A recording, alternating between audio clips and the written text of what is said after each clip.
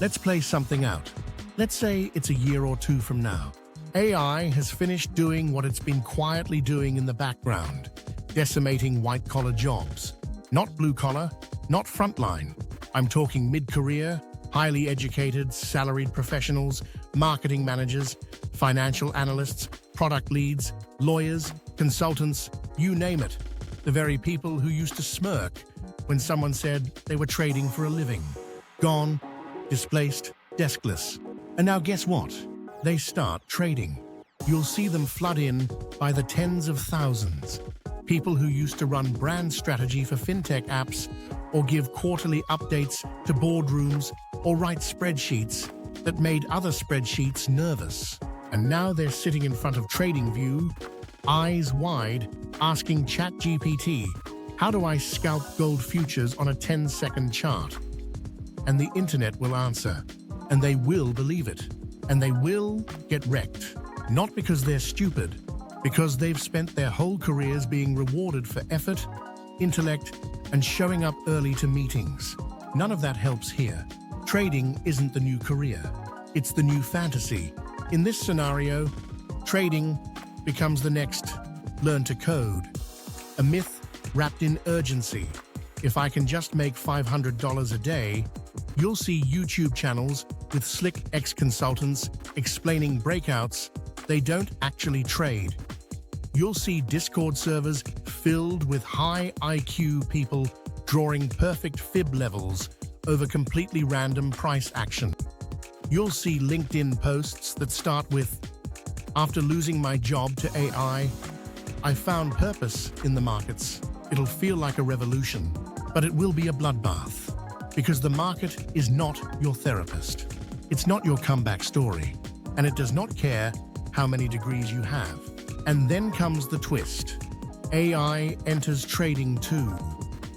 While all these displaced professionals are trying to trade using AI tools, institutions are deploying next-gen AI against them. AI will scrape forums and sentiment. I will detect overused pattern bots. I will trigger fake breakouts to trap GPT-trained retail traders. AI will adapt faster than the humans using it. So now you've got millions of people trying to get rich using AI to trade, while actual market-moving AI is front-running their ideas and laughing in code. Trading becomes a combat sport.